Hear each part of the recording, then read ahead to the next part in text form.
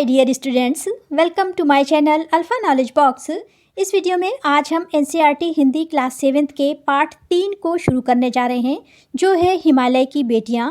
और ये वीडियो इस चैप्टर का पार्ट 1 वीडियो है, जहां पर हम इस चैप्टर में आए हुए कठिन शब्दों के अर्थ को समझेंगे और साथ ही इस चैप्टर की व्याख्या भी करेंगे। हिमालय की बेटियां पाठ को शुरू करने से पहले चलिए इसके लेखक के बारे में थोड़ा सा जान लेते हैं। इसके लेखक हैं नागार्जुन जी, जिनका मूल नाम था बैद्यनाथ मिश्र। इन्होंने 2 भाषाओं में रचनाएं लिखी हैं। पहली भाषा हिंदी। जब इन्होंने हिंदी में रचनाएं लिखी तो अपना नाम इन्होंने नागार्जुन रखा, और जब इन्होंने मैथिली में रचनाएं लिखी तो इन्होंने अपना नाम यात्री रखा। इनका जन्म 30 जून 1911 को बिहार के मधुबनी में हुआ था और निधन 5 नवंबर 1998 में दरभंगा बिहार में हुआ था। इनकी बहुत सारी रचनाएं हैं, जिनमें से कुछ रचनाएं हैं अकाल और उसके बाद, बादल को घेरते देखा, सिके हुए 2 भुट्टे, तकली मेरे साथ रहेगी। इस पाठ में लेखक ने हिमालय से निकलने वाली नदियों के बारे में बताया है, जहां पर उन्होंने ये बताया है कि हिमालय से निकलने के बाद ये नदियां किस तरह से अपने रूप को मनमोहक रूप में परिवर्तित कर लेती हैं। हिमालय को पिता के रूप में प्रस्तुत किया है, समुद्र को दामाद के रूप में और नदियों को बेटियों के रूप में प्रस्तुत किया है। यहाँ पर हिमालय की बेटियों का अर्थ है हिमालय से निकलने वाली नदियाँ।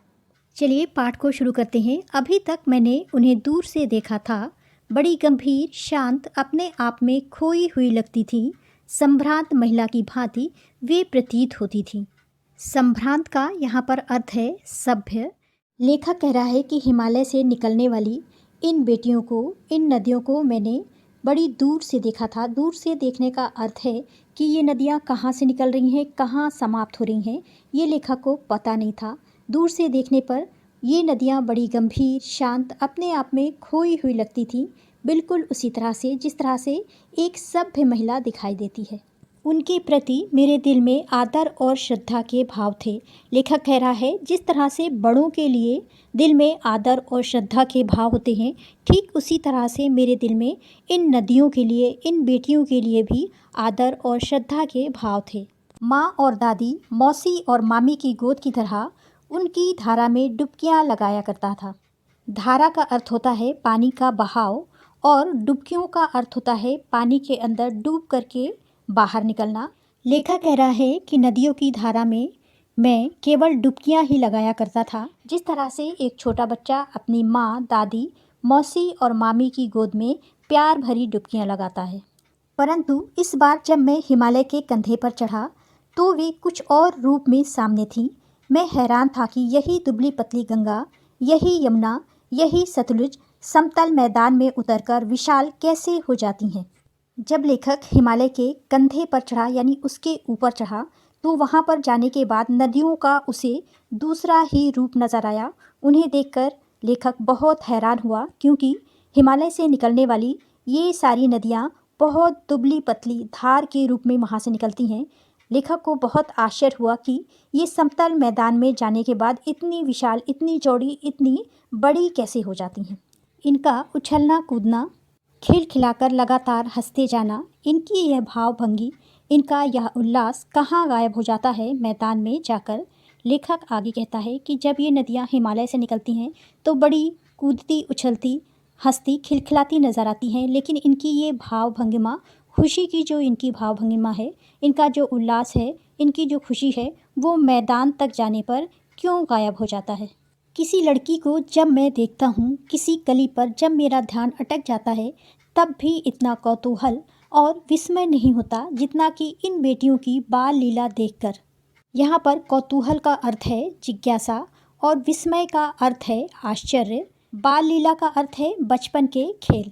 लेखक आगे लिखता है कि जब मैं किसी सुंदर सी लड़की को देखता हूँ, किसी कली पर मेरा ध्यान अटक जाता है, तब भी मुझे इतना जिज्ञासा या आश्चर्य नहीं होता है जितना कि इन बेटियों के खेल कूद को देख करके होता है। कहाँ ये भागी जा रही हैं, वह कौन लक्ष्य है जिसने इन्हें बेचैन कर रखा है। अपने महान पिता का विराट प्रेम पाकर भी अगर इनका हृदय अतृप्त ही है, तो वह कौन होगा जो इनकी प्यास मिटा सकेगा। लेखक आगे लिखता है कि ये बेटियां इतनी बेचैन क्यों नज़र आ रही हैं? इनका लक्ष्य क्या है जिसे पाने के लिए ये आगे की ओर भागती चली जा रही हैं, बहती चली जा रही हैं? अगर अपने महान पिता यानी हिमालय का इतना विराट प्रेम प्यार पाने के बाद भी अगर इनका हृदय संतुष्ट नहीं है तो इन्हें कौन संतुष्ट करेगा या इनकी प्यास को मिटा सकेगा? बर्फ जली नंगी पहाड़ियाँ, छोटे छोटे पौधों से भरी घाटियाँ, बंधुर अधित्यकाय, सरसब्ज उपत्यकाएं, ऐसा है इनका लीला निकेतन। लीला निकेतन का अर्थ है लीला करने का घर या खेल कूद करने का घर। अधित्यकाय का अर्थ है पहाड़ के ऊपर की समतल भूमि। सरसब्ज का अर्थ है हरा भरा और उपत्यकाओं का अर्थ है उपत्यकाएं का अर्थ है चोटियाँ। लेखक आगे लिखता है कि इन हिमालय की बेटियों का खेल कूद का घर कैसा है, निकेतन कैसा है? वो है बर्फ से भरी हुई नंगी पहाड़ियाँ, छोटे छोटे पौधों से भरी घाटियाँ, पहाड़ के ऊपर की समतल भूमि, हरी भरी घाटियाँ। लेखक का अपना विचार है, वो इन नदियों के बारे में ऐसा सोच रहा है कि खेलते खेलते जब ये ज़रा दूर निकल जाती हैं तो देवदार, चीड़, सरो, चिनार, सफ़ेदा, कैल के जंगलों में पहुंचकर शायद इन्हें बीती बातें याद करने का मौका मिल जाता होगा। कहने का अर्थ ये है कि जब ये नदियाँ छोटी छोटी घाटियों से, हरी भरी घाटियों से, पहाड़ियों से बहते बहते आगे निकल जाती होंगी खेलती कूदती, तब उन्हें देवदार, चीड़, सरो, चिनार, सफ़ेद, कैल के जंगलों में पहुंचकर शायद बीती बातें याद आती होंगी या बीती बातों को याद करने का मौका मिल जाता होगा। कौन जाने बूढ़ा हिमालय अपनी इन नटखट बेटियों के लिए कितना सिर धुनता होगा। सिर धुनना यहाँ पर एक मुहावरा है जिसका अर्थ है पछतावा या दुखी होना। यहाँ पर हिमालय और नदियों की तुलना मानव से की गई है, इसलिए ये बात यहाँ पर लिखी गई है। लेखक आगे कहता है कि हो सकता है बूढ़ा हिमालय अपनी बेटियों की नटखट शैतानियाँ देखकर दुखी हो जाता हो। बड़ी बड़ी चोटियों से जाकर पूछे तो उत्तर में विराट मौन के सिवाय उनके पास और रखा ही क्या है। लेखक आगे लिखता है कि इन नटखट बेटियों के बारे में अगर बड़ी बड़ी चोटियों से भी पूछा जाए तो केवल आपको उत्तर में एक खामोशी ही मिलेगी, क्योंकि उनके पास कोई उत्तर नहीं है। सिंधु और ब्रह्मपुत्र ये दो ऐसे नाम हैं जिनके सुनते ही रावी, सतलुज, व्यास, चनाब, झेलम, काबुल, कपिशा, गंगा, यमुना, सरयू, गंडक, कोसी आदि हिमालय की छोटी बड़ी सभी बेटियां आँखों के सामने नाचने लगती हैं।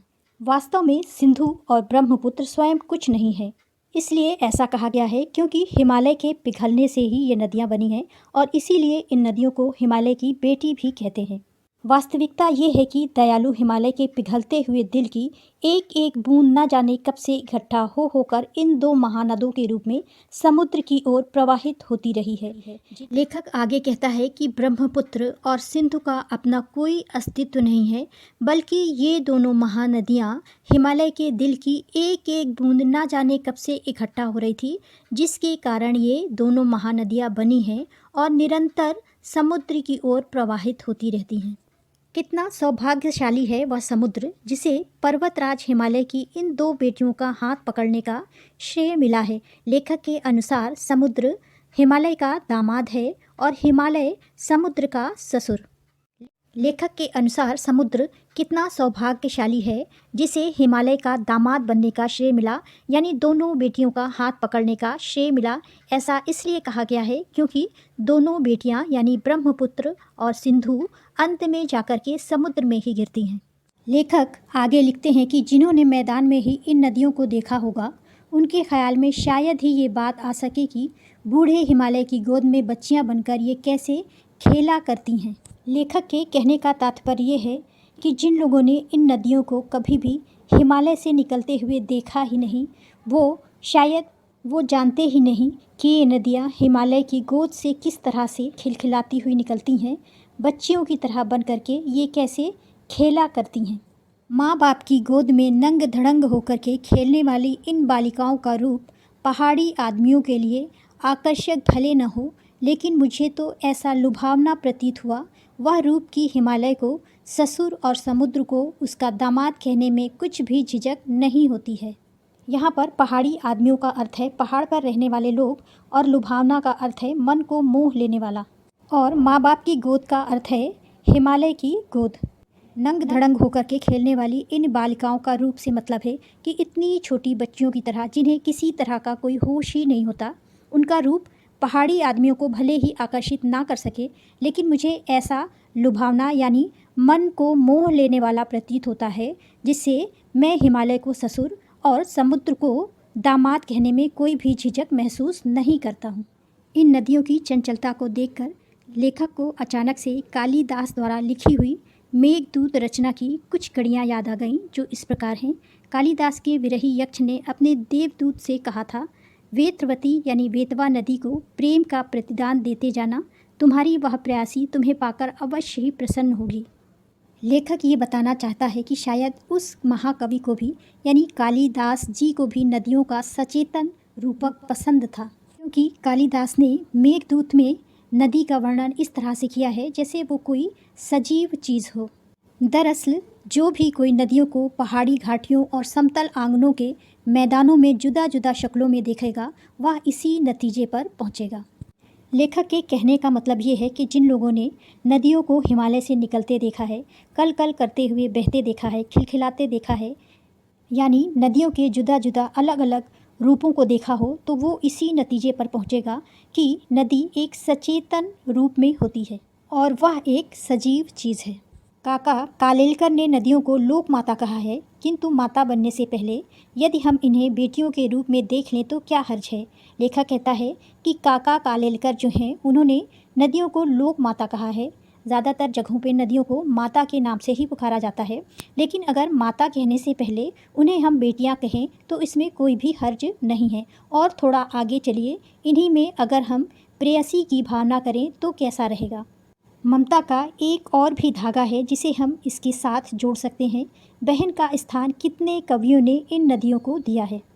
लेखक का मानना है कि नदियों को हमने सजीव रूप में देखा है, इसलिए इन्हें माता का रूप, बेटियों का रूप, प्रेमिका का रूप या फिर बहनों का रूप दिया जा सकता है। लेखक आगे लिखते हैं, एक दिन मेरी भी ऐसी भावना हुई थी। थोलिड तिब्बत की बात है, मन उचट गया था, तबीयत ढीली थी, सतलज के किनारे जाकर बैठ गया। दोपहर का समय था, पैर लटका दिए पानी में। थोड़ी ही देर में उस प्रगतिशील जल ने असर डाला, तन मन ताज़ा हो गया तो लगा वे गुनगुनाने। एक दिन लेखक का मन उचट गया था, यानी उनका मन कहीं भी नहीं लग रहा था, ढीला ढाला सा था। वो सतलज के किनारे गए दोपहर में और उसके पानी में पैर डाल करके बैठ गए। थोड़ी देर बाद नदी के पानी ने सतलज के पानी में ऐसा असर डाला, ऐसा प्रभाव डाला कि उनका तन मन ताज़ा हो गया और वो गुनगुनाने लगे। लेखक का मन इतना तरोताज़ा हो गया कि वो गुनगुनाने लगे, जय हो सतलज बहन तुम्हारी, लीला अचरज बहन तुम्हारी, हुआ मुदित मन हटा खुमारी, जाऊँ मैं तुम पर बलिहारी, तुम बेटी ये बाप हिमालय, चिंतित पर चुपचाप हिमालय, प्राकृत नटी के चित्रित पट पर अनुपम अद्भुत छाप हिमालय, जय हो सतलज बहन तुम्हारी। This is the end of video. Next video में इस चैप्टर के प्रश्न उत्तर को डिस्कस करेंगे। Thanks for watching. अगर आपको ये वीडियो अच्छी लगी हो तो मेरे चैनल को लाइक, शेयर एंड सब्सक्राइब करें।